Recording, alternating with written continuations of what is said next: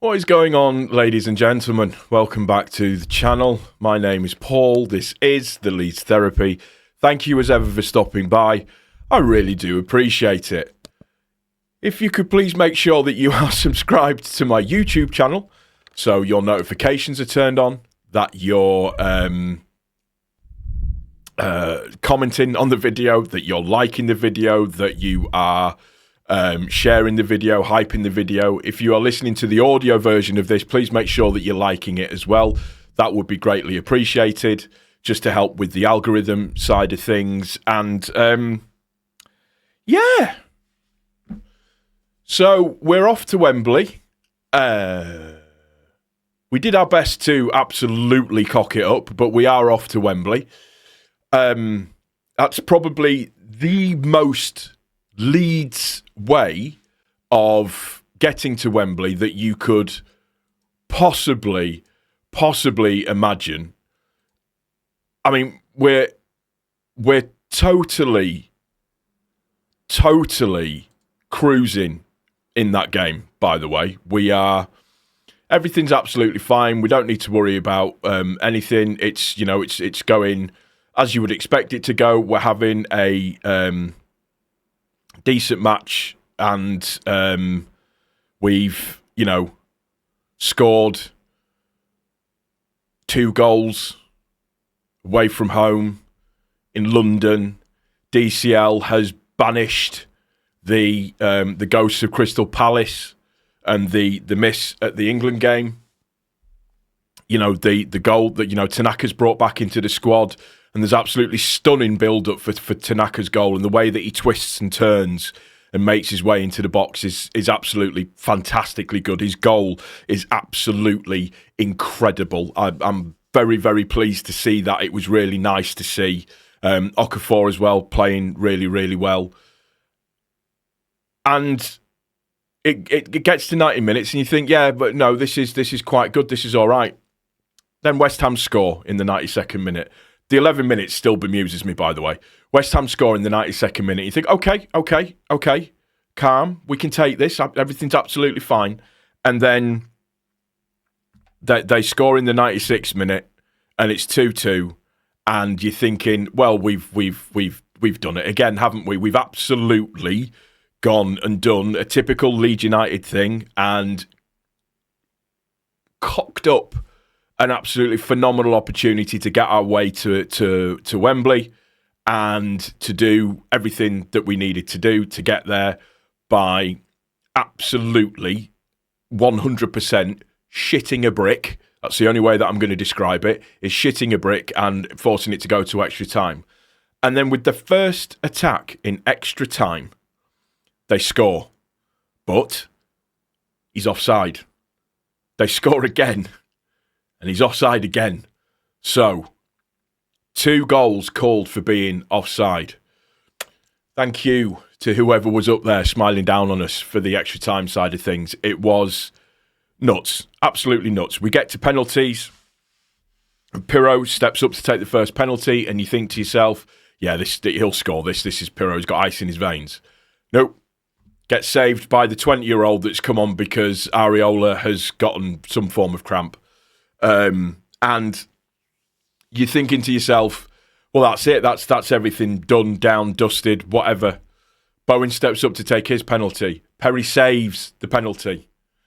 Get in. DCL steps up, scores his penalty. Brendan Aronson scores his penalty. I'm just in absolute awe of the bottle for the penalty shootout. Perri makes 2 saves.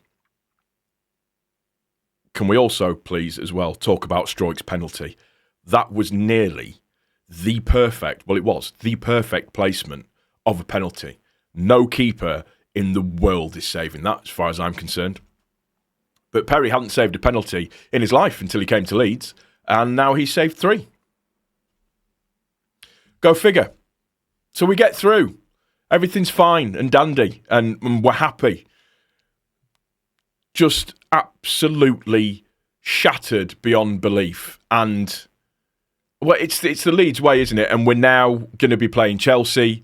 That's going to be our our game that we're going to be playing in the semi-finals. I mean, the FA are doing absolutely that they humanly possibly can to try and make sure that it's a Man City Chelsea final. 100%. You're not going to convince me otherwise. Then you look at just little things that played out in the game.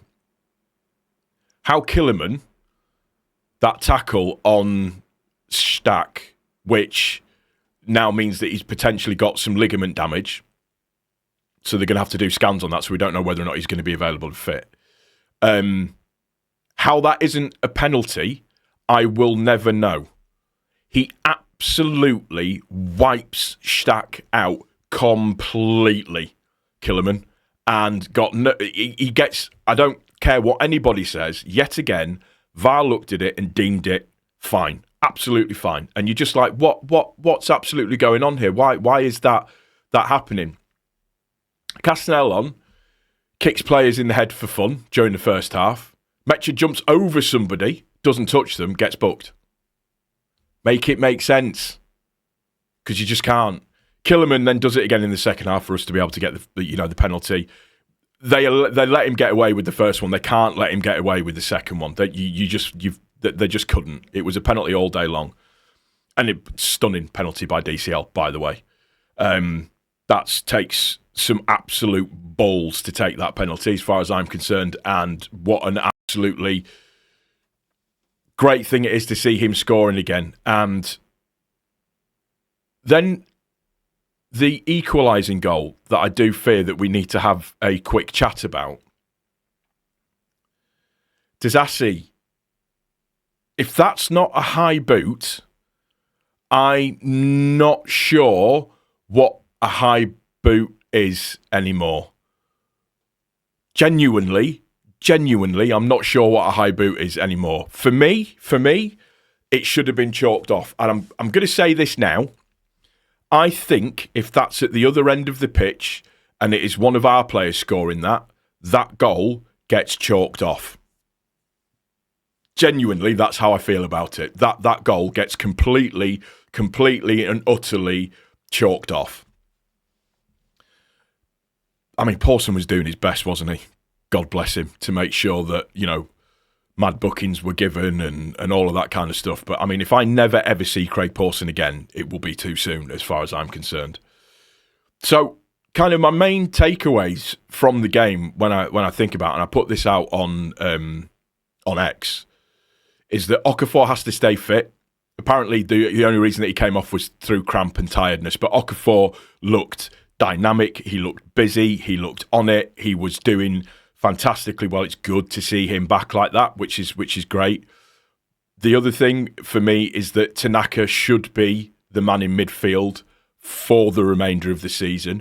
He was, for me, brilliant today. Absolutely brilliant. He was tenacious. He was on the front foot. He was breaking up play. He was bringing the ball forward.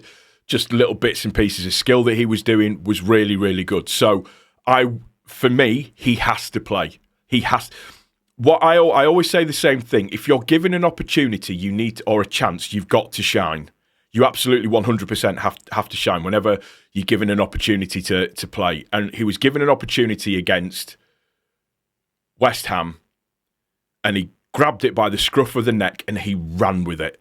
100,000,000% ran with it. I thought Nonto was good as well when he came on. Nonto should have scored for me. Really should have scored. Brendan, for me, needs to be a sub towards the end of the game now for the remainder of the season. I understand why Farke likes him, but Brendan's terrier-like attitude is going to suit us more towards the end of the game rather than at the front of the game, I think, now. I have a sneaking suspicion that Pirro has probably been involved for the last time. The Perri redemption arc is a thing, I think. There is definitely a good goalkeeper in there. I don't know what it is, if it's a confidence issue or what it is that's making it be this way. But, 2-3 really good saves in the first half. That first save, by the way, that he made was absolutely stunning. And then he had a bit of a wobble in the second half, but saving 2 penalties is brilliant. I mean, he's rated as the player of the match against West Ham. He's rated 9.9 he scored on SofaScore. 9.9 because of the 2 penalty saves that were in there, but also as well the big chances that he saved at the start of the game. So you can't knock him for that at all. I thought he had a very, very good game. And it was, the interview afterwards, it was quality to see. It's nice to see that the other guys in the team really have kind of like a strong affiliation with him. And to see them all go running after him as well, for me, was just brilliant. I don't think drinking coffee at 10 o'clock at night is really going to help me, but here we are. But just overall, I just think it's a really, really, really good thing to see. What else did I put? Oh, yeah. Despite nearly fucking it up, we genuinely, we don't give up. We've got this, despite our best attempts at absolutely swallowing it for us towards the end of the game, we didn't give up. We kept going. We kept moving forwards. That again, for me, that's a big key thing. I think when you look at the game, I think up until about the time when they made the substitutions at the start of the second half, I think it was, we were on top. Then we made some substitutions because they'd gotten on top, and then it came back round to us again, and we were starting to control it. And then in extra time was extra time. That's the drama of the FA Cup for you. So I thought Farke's substitutions were okay. The thing that annoys me, and I said it during the game, stop sitting back so much. We know how this ends. And unfortunately, Tanaka going off and Stack going off as well kind of wrestled the control of midfield away from us a little bit. The best midfielder, or the second best player on the pitch, was Fernandez, for them who scored. Tanaka closely following him at an 8.2 was Fernandez who scored. And as soon as, like I said, Tanaka comes off and Stack comes off, it makes it incredibly difficult for us to keep that control of the midfield area in particular. As good as Tanaka was, it was once those players went off, you could see a difference almost. I don't know if that kind of makes sense, but that's kind of how I felt about it. What else did I say? The officiating is still so poor, it's actually laughable now. Absolutely agree with that 100%. It's a joke how bad the officiating is, and I'll die on this hill. And it's not because it's Leeds United. The first tackle that Killiman made on Stack, which makes Stack go off injured, should have been a penalty. How you can't say that's a penalty, and the reason why I'm saying this is if you look at the penalty that Nonto won against Liverpool, where Kanate chops Nonto down, when Nonto's kind of running out of the penalty area, that's still given as a penalty. And the tackle from Killiman comes in after Stack makes the shot, and he wipes him out completely. VAR check it and say, no, that's absolutely fine. There's nothing to see here, boys and girls. It's a joke. It's an absolute joke. It shouldn't be that way. I don't know why that needs to happen. But the long and short of it is for us, we have to take it in the context of what the game is now. That should be an absolutely huge confidence booster for us. The one caveat to it is Stack. That's the one caveat to it. It's Stack, 100%, because we need him. I don't know how that will now affect West Ham. Just want to point out as well the absolute hilarity of all of the West Ham fans leaving after DCL scores the penalty and trying to get back into the ground again, and they couldn't get back in. This is why you don't leave a game when it's 2-0, because all it takes is the one goal, and magic can happen, as it nearly did against us today. But it didn't. We walk away victorious, and we're going to be playing Chelsea, because the FA are really, really desperately trying to make sure that it is a Man City-Chelsea final. I tell you what would be hilarious. Us and Southampton could do something chronically funny over that FA Cup weekend. So I'm happy. I am, I went through the whole gamut of emotions today. I was up, I was down, I was in and around, roundabout. I was sweating, I was crying, I was angry. My blood pressure went absolutely sky high. It was a proper FA Cup tie, wasn't it? It was the drama of the FA Cup, as people like to say. And for those 9,000 away fans, brilliant, absolutely brilliant. And I know Matty from Imagine Not Being Leeds was there with his son today. What an afternoon you've just had, mate. What an absolute afternoon you have just had. And I genuinely hope that you have yet to come down off of the scene, because I know that I wouldn't have done yet. Anyways, the other little interesting bit, and it was Graham Smith put it out before the game, was that there was a moment before the game started when the press box, it was announced that under the safety advice, there was a written document that was signed by the safety advisor, that if it went to penalties, the penalties couldn't be taken at the Leeds end. That was an actual signed document. There, done. They weren't going to be allowed to take penalties at the Leeds end. Thankfully, they caved. The penalties were taken at the West Ham end anyways because of the flip of the coin. It's probably a double-sided coin because of the flip of the coin. So it was, still down at the West Ham side. Fine. I can take that because we flipped a coin for it rather than it not flipping a coin for it. But I just find it funny. They were trying to do everything to make sure that we didn't get through as far as I'm concerned. And it didn't work. And you left early. And that is really, really funny to me. And seeing the video of all of the West Ham fans stood outside the London Stadium with that one guy holding up the phone to the window, excuse me, so they can all sit and watch is absolutely incredibly amazing as far as I'm concerned. Farker has obviously made a few comments after the game. So just to run into the little bits and pieces that he shared. So let's see. So this is from Berrencross, so the usual stuff from Berrencross. Crazy game, cost lots of energy, both teams fighting. Game should be like this with what's on the line. We could have been more composed to kill the game, agreed. I think we could have, had we scored the third goal, I think that would have killed it off completely. Proud of my boys in dealing with these setbacks. And this is what I mean.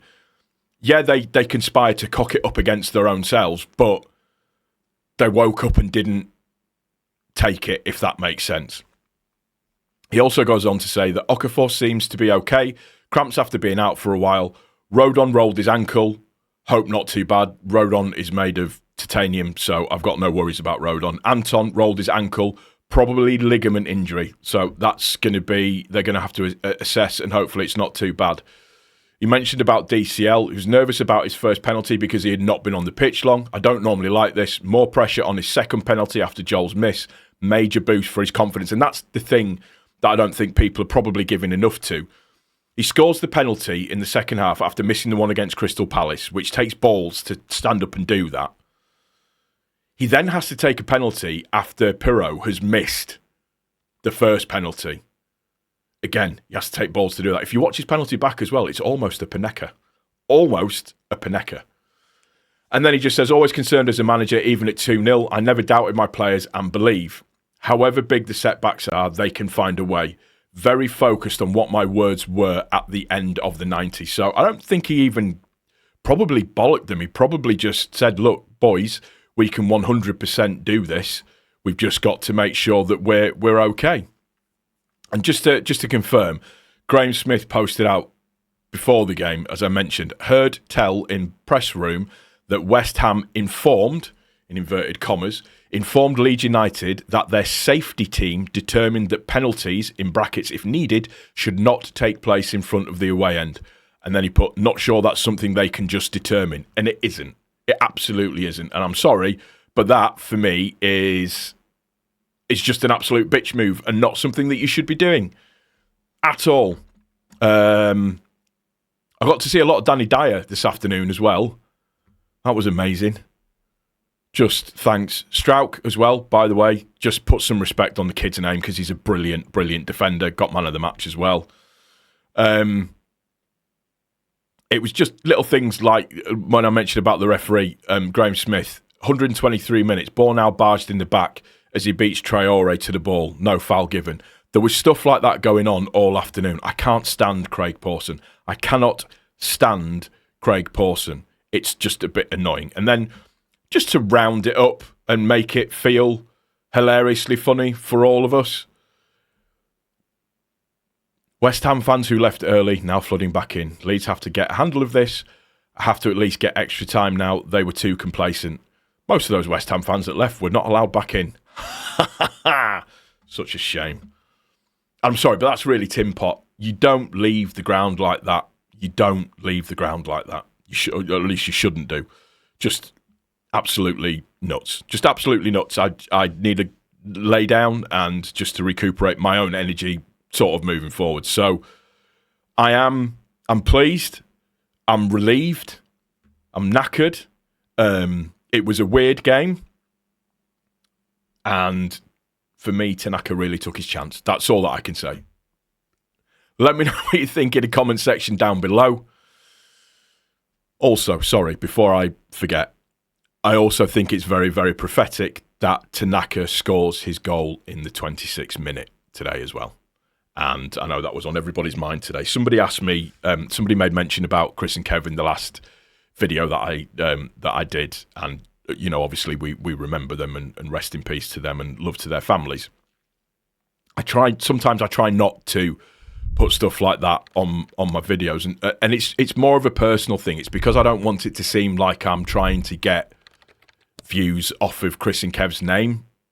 Just for me, other people can do it and that's absolutely fine for them. Just for me, it just doesn't sit comfortably with me. That's my own personal opinion and it's nothing against anybody else that does it. That's just for me, my own personal opinion. But it was not lost on me that Tanaka scores it in the 26th minute.